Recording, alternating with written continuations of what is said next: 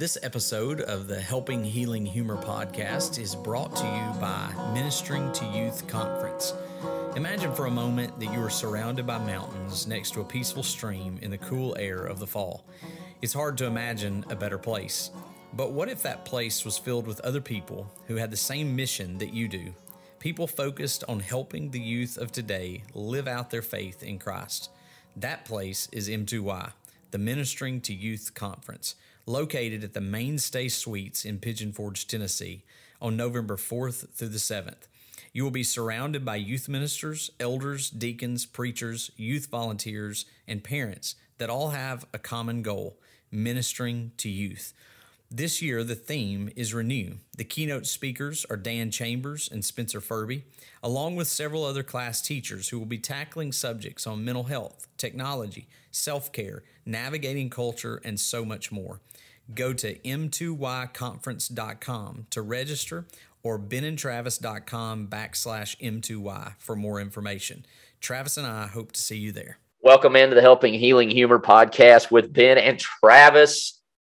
Man, am I excited to be on today. We've got somebody, our guest could give us all kinds of dirt. Like, I can't tell you how much dirt on Ben. And I always love when we have guests on that can do that.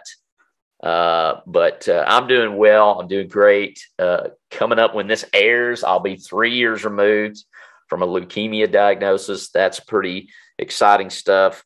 And, getting to talk to some of my favorite people. Of course, Ben Hayes is with me as always. But Ben, how you doing, man? Other than your oldest daughter being the homecoming court. Man, that was a little surreal and odd. She was in the freshman group of the homecoming court, and I wasn't prepared really for that. She looked beautiful, and Kenya and a lady at church, Leslie Mansell, helped put her together for that, and it was awesome. So pretty cool. Awesome. Well, it's probably been way too long before we have our awesome guest with us. She probably should have been on here a lot earlier. But Kenya Hayes, and I guess when I first met you, you were Kenya McMurtry, right? And like one of the most awesome athletes I've ever seen. So there you go. But Kenya, it's good to have you on with us. How are you doing, other than, of course, putting up with Ben and making sure he gets where he's supposed to be? Oh, I'm doing good. Awesome. She's my handler. But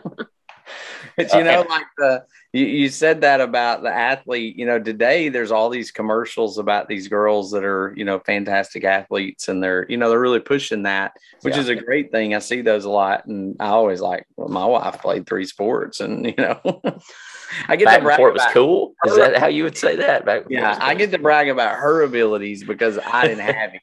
So that's not true. I was the bench warmer on a baseball team and played second base because I had a rag arm. So that's as good as it got with me. We did want to talk a little bit about something we have mentioned on the podcast occasionally when we've talked about our St. Jude run, our St. Jude team, which I've joined this year and plan on running and raise some money for. And we're shooting to raise $10,000. I've hit my 3,000 mark. Ben, you're really close. $50 or $60 from mine. So we'll put those links down. Will's running. We've got a few others. We're hoping to do $10,000 total for our team this year, and Team Ben and Travis for Cypress. And that's what we'll talk a little bit about tonight, or on this episode. We'll talk a little bit about Cypress, which is your youngest, right? I haven't lost track count. Okay, awesome. And he had to make a trip to St. Jude, but we'll let you guys kind of share that story and kind of jump in, and we might have a few questions to unpack that. It all started, let's see, he was 9 months old, I believe, and we were leaving to go on a mission trip to Arizona, and he had these bumps on his face that just looked like mosquito bites because he gets those all the time. He seems to be a magnet for those, so that wasn't unusual. And he had them before we left and on the trip, and it was a 8-day trip. Well, close, I guess the day before we were coming home, he still had these places on his face. It was like 3 little mosquito bites is what it looked like. But they weren't going away. And I even asked a couple of the ladies on the trip about it, and they were just kind of looked at me like, I don't know, maybe it's just taking it longer to go away.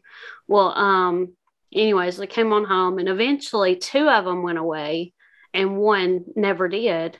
And then it just kind of kept getting bigger and darker and brighter. And it was kind of hard. I mean, it had like a real hard texture. So I think the first doctors had sort of thought it was a hemangioma, I think is how you say that, which is just sort of a soft red spot that a lot of kids get, early on. That'll eventually go away. Almost every one of our kids had one somewhere back or whatever, but it got like just a real abrasive sort of, tumory feel to it. And another doctor said, I don't like that. So they sent us to Huntsville first, and we had that first surgery in December. The first one was in December. And which I tell everybody this part of the story because I can see God's hand in it, like from the beginning, because I took him to the doctor because I knew it. Hemangioma is something that comes up usually within the first 2 weeks of birth, and it had with all of our other kids, and he was 9 months old, and so I didn't feel real good about that, and so I took him, and of course that's what the doctor told me it was, and so I still kind of felt uneasy about it, but I was like, he's a doctor, he knows what he's talking about, so we went on, and then a few weeks later, he was sick. And so I took him in, and we just saw the doctor that was on call. And I didn't even mention the place to her, and she checked him out. And I think it was just sinus infection or something. And she said, now, what about the place on his face? And kind of caught me off guard. And I said, well, this is what Dr. So-and-so told me. And she said, no, that's not it. She said, I don't think it's anything to worry about, but if it was, I think you need to go see a surgeon because they're going to want to remove that. And so my heart sank a little bit at that point, but she said, it's not, I don't think it's anything, but they just need to remove it. And so that's when they sent us to Huntsville. And at the time, we didn't know Huntsville Hospital was sort of connected in with St. Jude. There's a St. Jude in Huntsville that a lot of kids go to. And of course, with our run, we also usually mention Houston. He's a little boy that goes to church with us, and he's done some time going back and forth over to the one in Huntsville. I think Cole Kelly that we've had on here, I think some of his checkups are in Huntsville. So they actually have like a little unit there, but we didn't know that. And we weren't sent to St. Jude there, though. No, we were just sent to Huntsville. Yeah. But when they got through with the surgery, that first surgery was in Huntsville, and they sent the labs to St. Jude. And so there was kind of a connection, they already had a connection with St. Jude. And so, but when they mentioned that really freaked us out because that wasn't the plan. And it was just, they didn't like the looks of it. So they sent it to St. Jude, and they actually told us, they said, they'll want to see you, but you'll just come to the office here. Yeah. And then I remember we kept calling, they would say, well, no, by this such and such time. And so I would call because they hadn't called us, and they still didn't know. They're like, well, they're still looking at it. And of course, every time, it made me a little bit more anxious. It's like they should have already, told us something by now. Are we talking 2018? 18, yeah. 2018. So, and it's one of those things, there's several things. First of all, scanxiety, man, like big time. And you do have to wear them out. I mean, really, honestly, and it's just part of their job. They see so many of these things that it's very easy to kind of get disconnected. And so, if you're like me, you kind of feel bad about wearing them out about it, but you're also like, I need to know something, Yeah. And I know that there's probably a big difference too, because it's in such a noticeable place. It's like, you don't ever forget about it because it's right there. Some people, and there's different pros and cons to all kinds of different cancers and different things that you got to go through. But, it's something that you're looking at all the time. And so, when you mentioned the nurse mentioning it to you, hey, no, this is something they need to get looked at, you almost can trick yourself into going, well, I can look past it as long as it's, okay. And then when somebody goes, no, we need to have this looked at, it kind of changes the ball game altogether. So I feel really bad because I don't know that it really registered with me just what all y'all were going through at the time. I didn't know that it was as big a deal as it was. And I think that that's partly because I'm a little lost in the world anyways. I mean, I don't know that we did. When the doctor came out after the surgery, he was really positive, and he just said, I think it's this. I don't think it's anything to worry about. He was really positive, but he said, we're just going to send it to them because, we just want them to kind of check it out. And then it was only, however long it took us to get a hold of them. And then they called back and said, well, they don't like the margins. And that basically that there could be, when they take something off any kind of, and I didn't know what all that meant at the time, but we got to talking to people, and basically when they take anything like that off, a tumor off, they're concerned about that there might be some little pieces of it on the outskirts. Yeah. And so if you didn't get enough of it, that it could grow back. So the margin was, we need to make sure that margin is taken care of so something doesn't come back. And we want you to do that at St. Jude. And our hearts sort of dropped, or at least mine did. Well, they had told us the one in Huntsville, and then they said the doctor at St. Jude in Memphis said he wants to deal with it personally. And that was a little bit more of a, because all I knew of St. Jude was SAG commercials. Yeah. And I'll just, and I don't mean that with disrespect, but I've always loved kids. I've always loved, dealing with kids and youth ministry and all that kind of stuff. And when those commercials came on, I probably ran from them more than I ever paid attention to them. And so seeing those commercials, I was like, this is bad. And then somebody, I don't even remember who it was we were talking to, but they said, this is actually, it's a good thing you're going to St. Jude. Mm-hmm. They started explaining to us that, you're not going to have, you're going to pay for that bill in Huntsville, but you'll never pay for the bill at St. Jude. And they're going to take care of, these things. And even the things they listed wasn't all that they were going to take care of. And so now, obviously, I don't want to have to go to St. Jude. So I was still upset about that part of it. But they were like, this is the place if you're going to get care that you want to be. And I agree with them. Agree.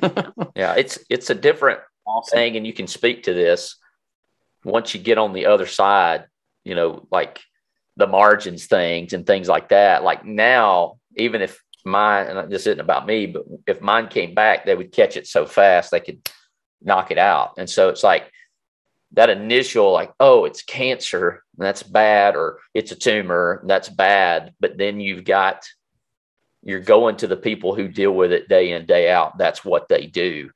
And so, it's more of, not everybody has a happy ending, but when you can get to that point, it's kind of like, if it comes back or if it were to be a problem again, man, we're on top of it. You're going to getting checkups, you're getting constant, that vision there. So, St. Jude, like you're saying, the initial. So tell us when, you got to St. Jude, what was that like? The experience there. It was, we got there, the first night it was late when we got there. It was probably your memory's better than mine on that, but it was probably was, I assume. It was like we got there, and then they checked us in. They gave us a private tour guide, basically, to show us around. And we had that first night, like 3 or 4 appointments the first night that we got there. We had not had supper, and so they took us to the cafeteria, and it was probably 9:30, 10 o'clock already. But we went, I don't know if it was I think it was the first place they took us was to basically like their ER for the patients there, if they need things, anytime. And so we're sitting there talking to the doctor that was on call. And at this point, it's already been removed, right? Or is he? Are we waiting? The first part the one of it from Huntsville. Yeah. This was when we first got there to meet with the doctors to see where we go from there. And so we're sitting there talking. He said, and the doctor says he has a spitzoid melanoma. And me and Ben both just looked at each other. We're like, melanoma? Yeah. That's not. I don't know what a spitzoid is, but melanoma doesn't sound good, Yeah. Right. And so that was the first time that we heard that term. But and the first term, the guy in Huntsville said granuloma, which was scary enough because it had that at the end of it. But then it was a spitzoid after that when they sent it to St. Jude. And it just kept changing. And honestly, that's, I guess, in some ways, and the rest of the story, the scary part of it is we really never did find out where it came from, why it showed up, what could happen now, generally, and we've seen some of the research now on this particular thing that it doesn't come back very often, but they really don't know where it comes from. They don't know why I got it to begin with.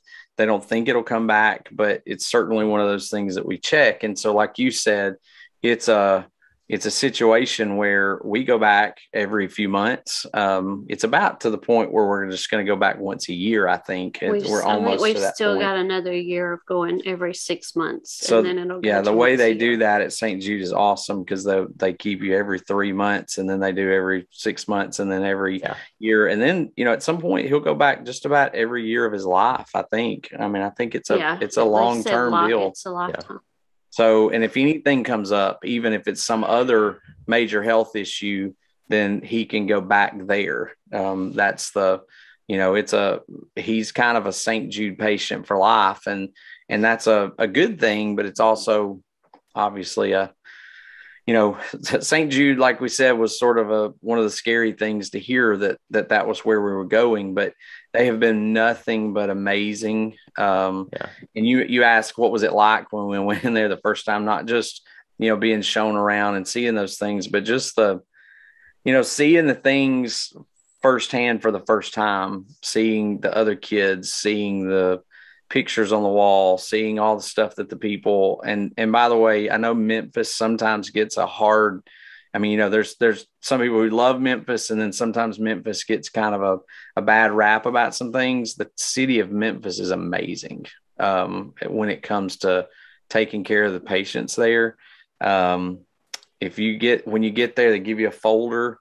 Not only are you they take care of your medical bills, they take care of your food, they take care of your, expenses. If people have to fly in or drive in or whatever, they take care of that. But the city of Memphis they give you a book about all the places in Memphis that the patients can go and their families can go. And it's, what discounts they give or what free stuff. Most of it's free. And, even when it's like, we'll pay for 2 of your family members. We showed up at the zoo one day and he had his bracelet on and we were like, he's a St. Jude patient.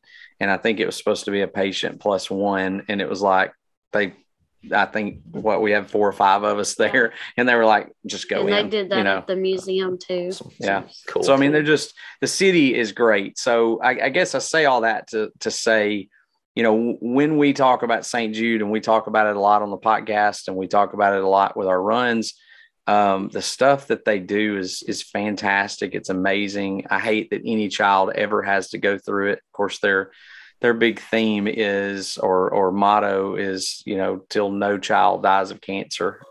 Family devotional time, fulfilling, organized, fun. Hear, O Israel, the Lord our God, the Lord is one. Love the Lord your God with all your heart, and with all your soul, with all your strength.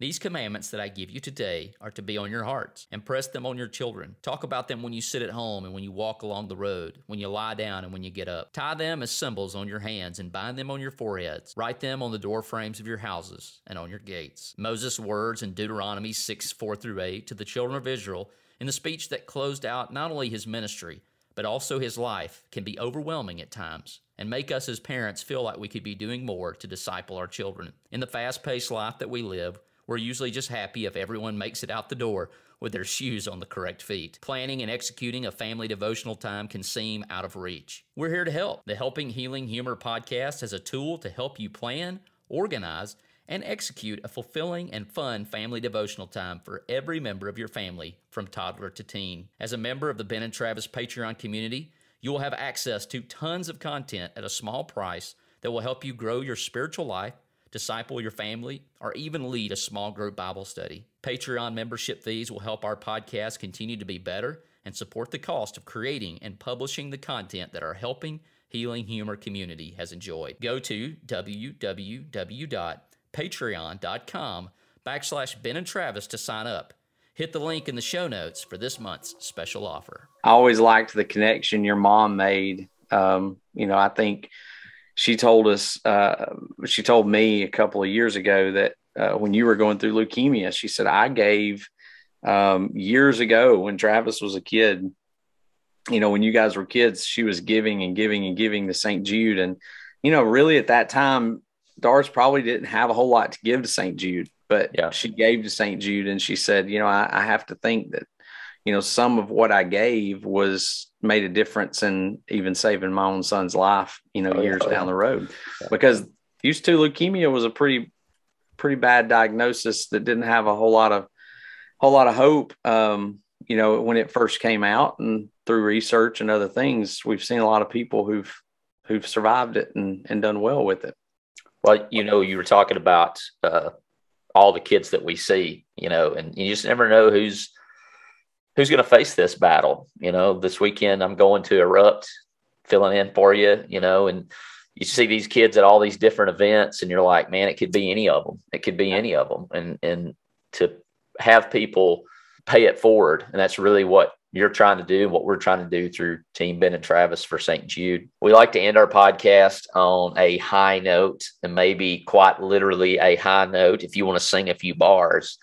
But if you were going to put on the best concert you could put on in the car, that you're driving down the road, kids may be screaming their brains out, but you're like, this song pops on the radio and you don't care. Like, you just get lost in it and you're singing every line, even if the kids are screaming, chicken McNuggets flying everywhere. You're in it. Who is on the radio when that happens? Dina Carter. Nice. It should be the Doughboys. Or viola. No. Doughboys on there. I can't see Kenya rocking out to viola, but maybe the Doughboys. Is there a particular song, Kenya? I don't know. I like them all on that CD. One CD. If you said cassette tape, I was going to be. I have to listen to all the time. Ben, do you have a favorite one from that CD? No, I can only remember one, and it's probably not the appropriate one to talk about. But in that, I think that's the CD with Strawberry Wine on it, right? Yeah. So that's the one I remember. Yeah. Let's see, what's the other song? There's another one. There's another couple on there. Yeah. I don't know, but that's the one I remember off of the CD because it was such a popular song. It's been a while. Oh, so Count Me In is one. But, that's another. All right. Would you like to perform it for us now? No, I wouldn't. Okay. You don't want me to. Well, I appreciate both of you opening up about this story, and I look forward to getting a little more information in the next episode.